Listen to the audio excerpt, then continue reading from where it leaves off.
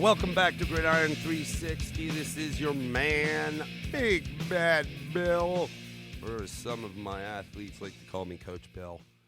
We'll talk about that later, as we are going to start to bring in some new fun stuff to the Gridiron 360 football podcast and talk about the future of this game with some young, talented athletes that I have been out scouting. I digress. Let's get back into the NFL. The rest of the games, Sunday, Monday, Sunday. Let's start with the afternoon on Sunday as the defending runner-ups in the Super Bowl, the San Francisco 49ers, welcome the revamped Cardinals of Arizona. Second year in the system for Kyler Murray in Coach Cliff Kingsbury's offense, and marching into just a stout defense, absolutely one of the best defenses in the league in San Francisco, and a solid offense that loves to run the ball down your throat and just pound you like the old school 49ers. Really, they seem to be kind of back to form. They got in there and started off well. We hit halftime. It's 13-10, but they looked pretty solid. Garoppolo, 19 of 33 on the day, 259, 2 TDs, no picks. Raheem Mostert, 15 for 56. McKinnon was in there. Coleman was in there. It really a mixed backfield, just like they did last year. It was a committee. But you saw Mostert also get love in the receiving game, 4 for 95 and a TD. He had a good day. That contract he signed, extension, obviously pumped him up. Kittle went 4 for 44. No TDs. You expect more out of him. Not bad day. Not a bad day. They had this thing, I felt like. They had it. And then Mr. Kyler Murray. Somehow the Cardinals offense finds a way against this great defense. They bring in Mr. Deshaun Watson, Mr. DeAndre Hopkins. Is he going to have to start? Is it going to be a slow start for him with the new team? Now, if you remember back before Deshaun Watson in Houston, it was a carousel of quarterbacks. Did that stop my man Nuke? Hell no. Did it stop him here as he joined Kyler Murray? Hell no. He didn't score a touchdown. Almost did. 14 for 151. My boy is in form. Nothing stopping him. Kyler Murray leads this team back for a victory at the end of the game. Kenyon Drake, 16 for 60 yards and a TD. I expected more. Chase Edmonds got 6 for 26. Didn't score. A lot of people are high, especially in fantasy, on Kenyon Drake. My opinion is the jury's not out on him yet. Good back. Obviously the right system, which I think this Cardinals system is. But I don't know if he's a premier back. We will have to see. He might just be a gadget back for this system. That said, Kyler Murray, good day, sir. Good day, sir. It doesn't matter how you get it done. He ran 13 times for 91 yards and ran one in. He's a gamer, that kid. He might be small, but he is a gamer. Watch out for Arizona. It's just like I talked about when talking about the other teams in this division. You can't count Arizona out this year. They brought in my man Isaiah Simmons on defense. He had a day. They've got Hassan Reddick back there. They've got Jordan Hicks, Dre Kirkpatrick. They brought in Devondre Campbell at linebacker from the Falcons. They got Budda Baker in the secondary. They've got some players. Devin Kennard. They've got some players. Of course, Chandler Jones. You have to not count Arizona out this year, and it could be really fun to watch them. They pull off what essentially is an upset, 24-20 over the defending runner-up Super Bowl contender, San Francisco 49ers. Let's talk about the Bucs and the Saints. Points on the board in this one, as it was expected to be that way now that Mr. Tom Brady is in Tampa Bay. Gronkowski in Tampa Bay. Leonard Fournette brought to Tampa Bay. You got Godwin. You got Evans, supposedly was hurt. No, he played. Man, this is just going to be a high-powered offense. You're talking about the Tampa Bay defense was number 1 in rush D last year. Pretty good. Worried about the secondary. They did try to shore it up in the offseason with some moves, but still worried about the secondary, especially going against the Saints and Mr. Cool Breeze. Right? This could be Breeze's last year, so they all, for all intents and purposes, they need to make that run. And Breeze wasn't out of control. 18 for 30, $160, did have 2 TDs. We saw some Taysom Hill in there. Kamara actually got less carries than Latavius. 12 carries, 16 yards. He did score. Latavius, though, 15 carries for 48. Kamara, you just got broke off, man. It's a little concerning. From a reception standpoint, Jared Cook had a good day, and Kamara did his thing through the air, 5 for 51 and 1 TD. And that's really where he is special. Still need to get him more carries on the ground. I think you can't have Latavius having more carries. But Jared Cook did a great job, 5 receptions for 80 yards. Michael Thomas, guaranteed for 10 and 10-plus receptions, 100-plus yards a week last season. Why would it change now? Oh, no, 3 receptions. Only 17 yards, no TDs, and he's apparently hurt. That's not good, but I think the defense is still very solid with New Orleans. The final score, 34-23. New Orleans wins it at home. It wasn't even that close. Brady and the Bucs, garbage time, tried to catch up. Too little, too late. That whole thought that Tampa Bay is just going to automatically go to the Super Bowl, you better pump the brakes on that. They've got a lot of work to do over there. New Orleans, they have a lot of work to do as well, especially if this is the season that they're going to make a run and possibly Breeze's last season. They're going to need to do a little work. Fortunately, I think the NFC South is not very good either. Maybe better than my NFC East, but it's not that great. The Falcons, the Bucs you've just met, the Panthers, we'll have to see. But both teams could use a little more. Again, first game, no offseason. I do consider that. A lot of very poor line play, and that's because they didn't have time to get reps. They need to gel, the whole 9. So hopefully that gets better across the board. Moving on. This Sunday night game was the Dallas Cowboys traveling out to Los Angeles to take on the Rams. Dak went 25 of 39 for 266 and a TD. Zeke went 22 for 96 and a TD. That's what we need to see. Feed Zeke, feed Zeke, feed Zeke. CeeDee Lamb got involved, the rookie, at Oklahoma, 5 for 59. Amari, 10 for 81. Gallup, 3 for 50. Had a big one that got called back on an offensive pass interference. Talking about the other side of the ball, because, I think the Cowboys have a pretty good defense, but I guess not good enough. I don't think Jared Goff is you know how I feel about him. I just don't know. 20 for 31, 275, no TDs, 1 pick. Malcolm Brown, 18 carries on the ground, 79 yards and 2 TDs. Rookie out of Florida State, Cam Akers, did have 14 carries for 39 yards, no TDs. I expect to see more of him as it goes. This is his backfield. They just need to work him in slowly. He's an amazing back that played on a team in Florida State that had nothing. No offense, no quarterback. Maybe had 1 receiver, Tamarion Terry. Their offensive line stunk. I repeat, STUNK, exclamation point. Yet, my man carried that team, and anything they did was because of him. And he is a gamer, and he's a tough player, and I expect great things.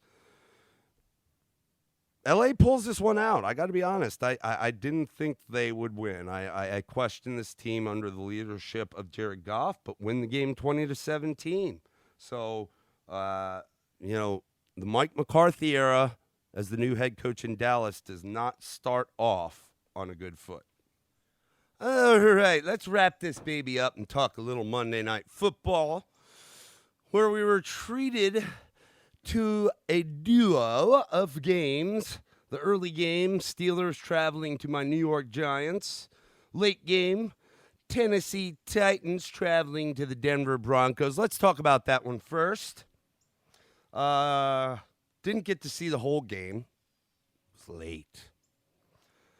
But Tennessee, as great of a run as they had last year and as lackluster of a year that Denver had, all intensive purposes, good D at Tennessee. The beast, Derrick Henry at running back, control this game, no problem. Not so much. It was close. Denver went up early. Tennessee tied it at the half. Denver kept pushing. Cortland Sutton, receiver for Denver, was out, so we had a little bit of a mixed receiving core. New receiver out of Alabama, Jerry Jeudy, got in the mix, 4 for 56. The receiver of the day was tight end Noah Fant. A lot of people expected a sophomore jump for him, 5 for 81 with 1 TD. He did seem to be Drew Lock's target. Drew Lock, let's talk a little bit about Drew Lock.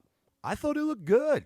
I really did. This is a kid that had a pretty good college career at Missouri, had some bumps last year, and this is a Denver team that has been an absolute carousel of quarterbacks for the past 5, 6, however many years. It boggles my mind because John Elway, the owner, is one of the greatest NFL quarterbacks of all time, and the dude can't find a quarterback for his team. I don't know what's going on. But Drew Lock, maybe he's the guy. Lock went 22 of 33, 216, 1 TD. Nothing, out of this world. But really what I saw is the ability to, because they were getting, he was getting a lot of pressure put on him. The ability to move the pocket, especially moving, he's right-handed. A lot of plays drawn up where he moved to his right and was able to throw it on the run to his right. Even a little bit falling back off the back foot. Don't like to see mechanics fall apart, but it worked. Running back, brought in Melvin Gordon from the Chargers. He went 15 for 78 and a TD. He did have a fumble at one point in the game. Philip Lindsay came in, 7 for 24. He was the back there that led the way. He's still involved in this. And I like Lindsey, and he's a great story. But I know, some small backs can get it done. The thing I saw is the one thing that always worries me. I mean, like if he gets the room, he's quick, fast. He's got good vision. He can move. He keeps those feet going. However, he is just not a big guy, and it's only like a hand by a D tackle that can pull him down. Several times he was tackled where he was just planted, and he's just not that. He's not a big force for defenses to worry about. They'll just lay him out. But he's a great story, and he is still involved in this offense. We did hear the news that potentially for the year we've lost Von Miller from the defense of Denver. I thought Denver's defense did all right nonetheless. They had Tannehill under duress a bit. Moreover, they hemmed up Derrick Henry, especially for the first half. I mean, the guy did get 116 yards on the ground. Didn't see the end zone on the ground, but, that 116 yards was on 31 carries. So they fed the beast and only him. And, 3.7 yards per carry average. That's not Derrick Henry-esque. We usually expect about 5 or 5+ yards average. I say that to say is that Denver's D did a good job hemming him up. We did see Corey Davis, holy mackerel, decide to finally play football. First-round draft pick a few years back out of Western Michigan. Went 7 for $101, no TDs. Jonnu Smith, he's a tight end to watch out for if you're a fantasy player. A.J. Brown, only 5 for 39. He'll do his thing. I'm not worried about it, but it was definitely Tannehill, let's see, he went 29, 43, 250, 2 TDs, no picks. Modest day. The Titans end up pulling this one out at the end, 16-14. It was a slow first half, but it started to pick up the second half. Again, my takeaways from this are, we expect more out of Henry, especially that many carries. That's 31 carries is a boatload, and Denver's D did a good job hemming him up, and Denver was able to put up a little offense. If Cortland Sutton gets back healthy, he's a dynamic receiver to add to that mix with Judy, with Fan at tight end. You saw Tim Patrick get a little love. It could be a little something that they have there for the AFC West. They might be able to, make something out of what they got. So I hope so. I don't want Kansas City's path in their division to be that easy every game. But final score, Tennessee 16, Denver 14. Last game, which was the earlier game, my New York Giants. Let me say I did like, since they had the dual Monday night game, the college game day crew covered this game. I liked it. I love my college game day crew. Herbie, Fowler, Maria Taylor, hats off to you. I wish we saw more of that, but, I don't want it to take away from your Saturday duties. I love you there much more. Anyways, my New York Giants, new regime, Joe Judge, sophomore year for Daniel Jones, a lot of high expectations out of him. Saquon, healthy, should get going. Steelers coming to New York. Steelers D, we know they're good. We expect them to be one of the better ones. It was a slow start for them, but they still looked pretty good, and then as the game progressed, they were dominant. I know the Giants spent a lot in the offseason on the offensive line. We haven't had a lot of time for them to gel, especially Andrew Thomas, our rookie left tackle. Had some difficulty with Mr. Bud Dupree yesterday, my man. Dupree's a great player. I thought that Jason Garrett, our new offensive coordinator, called some good plays to kind of offset the pressure that Jones was constantly under. Didn't see any fumble rooskies, which was a big concern in the offseason for Jones, but he did throw 2 picks. One in particular that really ended up a 10-point swing. We were about to score.